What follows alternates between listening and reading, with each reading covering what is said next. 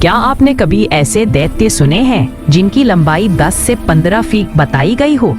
ऐसे जीव जिन्होंने इंसानों से विवाह किया और पूरी दुनिया में भय फैलाया।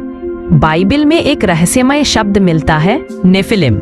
लेकिन आखिर ये कौन थे? देवदूत, दानव या फिर किसी दूसरी दुनिया के प्राणी? आज हम खोलने जा रहे हैं बाइबल का सबसे बड़ा रहस्य, एक ऐसा रहस्य जिसे सदियों तक छुपाया गया, दबाया गया और गलत समझा गया। नेफिलिम शब्द पहली बार मिलता है जेनेसिस 6:4 में। यहाँ लिखा है कि उन्हीं दिनों में पृथ्वी पर नेफिलिम थे जब परमेश्वर के पुत्र मनुष्यों की पुत्रियों के पास गए। यहाँ दो चीजें ध्यान देने जैसी हैं। एक, परमेश्वर के पुत्र सन्स ऑफ गॉड। दो, मनुष्यों की पुत्रियां और इसी संबंध से जन्मे नेफिलिम कहते हैं। लेकिन सवाल उठता है, आखिर ये परमेश्वर के पुत्र कौन थे? गिरे हुए स्वर्गदूत, फॉलन एंजल्स। यहूदी विद्वानों की किताब बुक ऑफ इनॉक और कई प्राचीन ग्रंथ बताते हैं कि 200 स्वर्गदूत पृथ्वी पर उतरे, मानव स्त्रियों के साथ संबंध बनाए और उनसे पैदा हुए बच्चे थे नेफिलिम, असामान्य, विशालकाय, शक्तिशाली और हिंसक। इन्हें वॉचर एंजल्स कहा गया। कुछ विद्वान कहते हैं कि यहाँ परमेश्वर के पुत्र का मतलब है पुराने समय के राजा और शासक जो खुद को देवतुल्य मानते थे। कुछ चर्च मानते हैं कि परमेश्वर के पुत्र इक्वल सेत की धार्मिक संतानें, मनुष्यों की पुत्रियां इक्वल कैन की अधर्मी संतानें। लेकिन नेफिलिम के विशालकाय शरीर, अजीब शक्तियां और बाढ़ पूर्व दंगों को देखकर लोग पहले सिद्धांत फॉलन एंजल्स थ्योरी को अधिक स्वीकार करते हैं। बाइबल में नेफिलिम का वर्णन साफ है। वे बलवान, लंबे, अत्यंत हिंसक और दुनिया को तबाह करने वाले थे। कई विद्वान बताते हैं कि उनकी लंबाई 10 से 15 फीट तक मानी जाती है। जेनेसिस में कहा गया है वे पुराने समय के पराक्रमी पुरुष थे जो प्रसिद्धि वाले थे, यानी प्राचीन काल के लेजेंडरी जायंट्स। एक चौंकाने वाला तथ्य है, जेनेसिस चैप्टर 6 कहता है कि पृथ्वी हिंसा से भर चुकी थी और इसी हिंसा के लिए दुनिया पर बाढ़ आई। कई विद्वानों के अनुसार नेफिलिम की वजह से पृथ्वी पर इतना बड़ा पाप और अनैतिकता फैल गई थी कि परमेश्वर ने नोआ के समय में पूरी पृथ्वी को शुद्ध करने का निर्णय लिया। यानी नेफिलिम सिर्फ जायंट नहीं बल्कि बाढ़ के पीछे के मुख्य कारणों में से एक थे।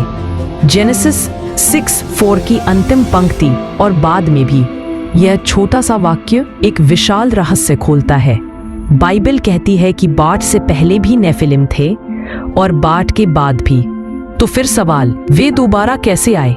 कुछ सिद्धांत कहते हैं फॉलन एंजल्स ने फिर से मनुष्यों से संबंध बनाए, या इनके कुछ वंश किसी तरह बाढ़ से जीवित बच गए, या ये दोबारा जन्मे हाइब्रिड थे। नंबर्स 13 में इस्राएली जासूस वापस आकर कहते हैं, हमने वहां नेफिलिम को देखा, हम तो उनके सामने टिड्डों जैसे लगते थे। यहाँ उनका जिक्र अनाकिम के रूप में है। अनाक के बेटे, विशाल शरीर वाले दैत्य।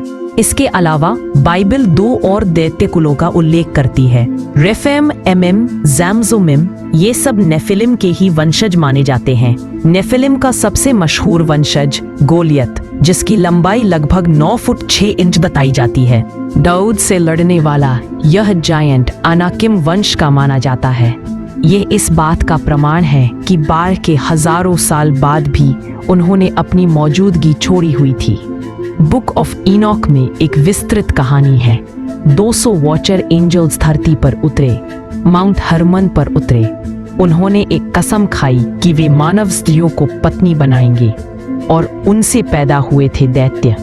यह किताब बताती है कि नेफिलिम इंसानों को जादू टोना, हथियार बनाना, धातु का इस्तेमाल, जड़ी बूटी और ऑकल्ट नॉलेज सिखाने लगे। उनके कारण दुनिया हिंसा से भर गई और इसलिए ईश्वर ने उन्हें दंडित किया। यहाँ 3 बड़े तर्क सामने आते हैं। 1, बिब्लिकल एविडेंस, कई अध्यायों में जायंट्स का जिक्र मिलता है। 2, आर्कियोलॉजिकल क्लूज, कुछ प्राचीन सभ्यताओं में विशाल कंकालों, oversized weapons, extremely tall humanoid depictions के निशान मिलते हैं, हालांकि विवादित और अक्सर फर्जी भी पाए गए। 3. World wide giant legends. हर सभ्यता, ग्रीक, मिस्री, हिंदू, बाइबल में जायंट बीइंग्स की अवधारणा ऐतिहासिक है। नेफिलिम को मानव प्लस कुछ अमानवीय के रूप में देखा जाता है। 3. यह बार पूर्व हिंसा का मुख्य कारण थे। मॉडर्न थियोलॉजियंस कहते हैं नेफिलिम सिर्फ एक मिस्ट्री नहीं, बल्कि यह दिखाते हैं कि इंसान जब अपनी सीमाएं तोड़ता है, परिणाम भयानक होते हैं।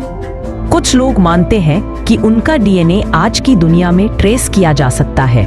उनकी आत्माएं डीमंस कहलाती हैं। कुछ पहाड़ों, गुफाओं में उनके चिन्ह अभी भी छुपे हैं। हालांकि इस पर कोई वैज्ञानिक प्रमाण नहीं है, लेकिन रहस्य आज भी जीवित है। नेफिलिम पृथ्वी पर चलने वाले सबसे बड़े और रहस्यमयी जीव, दैत्य, जिन्होंने संसार को बदल दिया। क्या वे देवदूतों की गलती थे, या किसी अन्य दुनिया के प्रयोग, या फिर कोई खो चुकी सभ्यता? आप क्या सोचते हैं?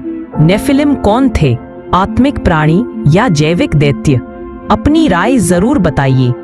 और अगर आप चाहें तो अगली वीडियो में हम बताएंगे वॉचर एंजल्स कौन थे और उन्होंने धरती पर क्या किया।